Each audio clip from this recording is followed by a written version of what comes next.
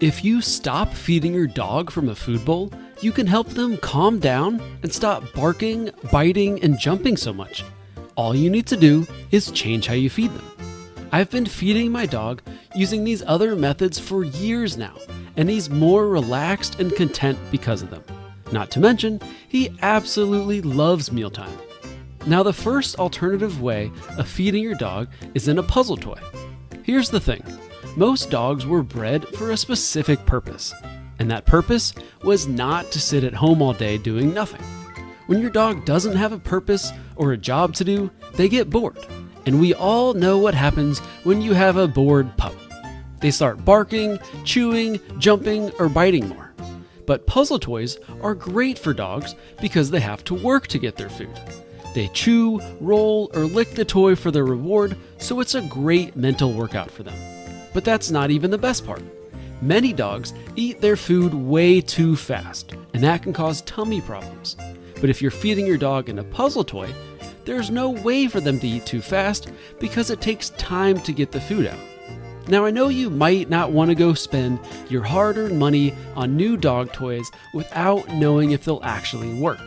So before I give you my dog's favorite puzzle toys from all the ones that we've tested, here's how you can make DIY puzzle toys for free.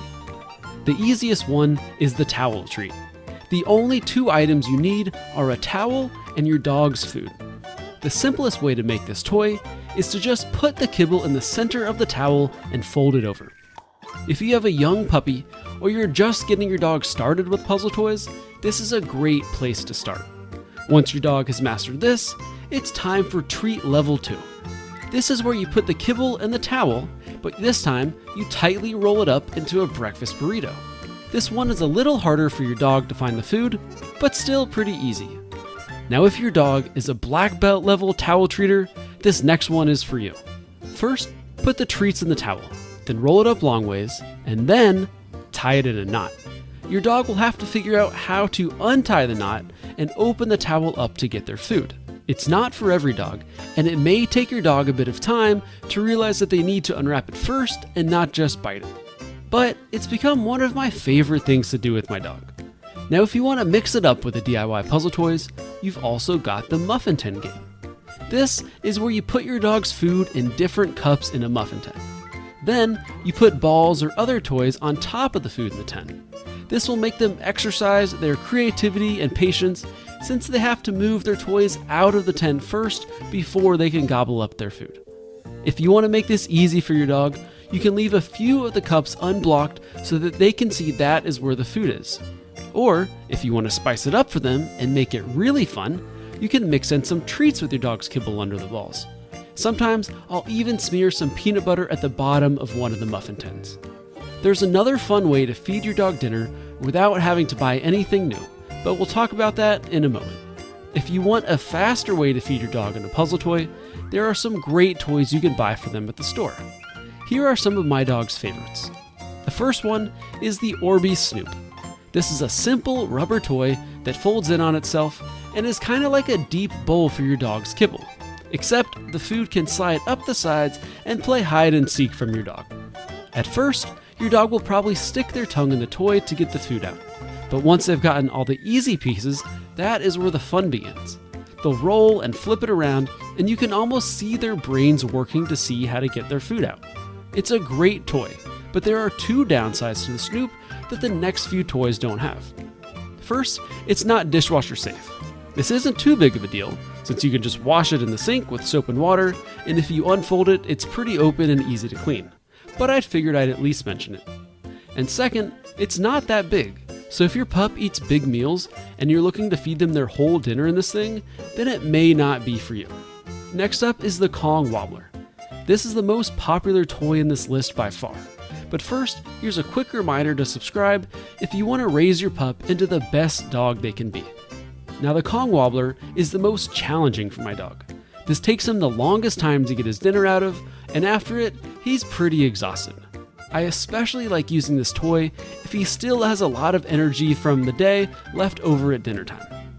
The only downside about this toy is that it's not always obvious the food is gone when he's finished. The bottom is weighted with sand, and I found him tossing it around, hoping to get one last piece when there's actually none left, and it breaks my heart. Next, we've got the Not-A-Rock. This is actually my favorite dinner time puzzle toy to give my dog. This is a hollow, rock-shaped rubber toy that your dog will love throwing and rolling around to get their food out. It's hard enough to make it fun and challenging, but it's not too hard that my dog gets frustrated, which sometimes happens with the Kong Wobbler. Plus, it's a lot lighter and easier for my dog to grab and throw around, which is another advantage it has over the Wobbler. I'll drop links in the description for where you can get all of these puzzle toys. Now your dog will love eating their meals out of puzzle toys, and they'll be left feeling satisfied that they worked hard and earned their meal. But if you have a puppy, or if your dog is a little on the heavy side, then here's another option: feeding them as you're training them. Feeding them through training is a great way to get consistent training in without getting them extra calories. Plus, feeding and training your dog is a great way to build a bond with them, because you're doing 3 of their favorite things at once: quality time with you, working, and their most favorite thing, food.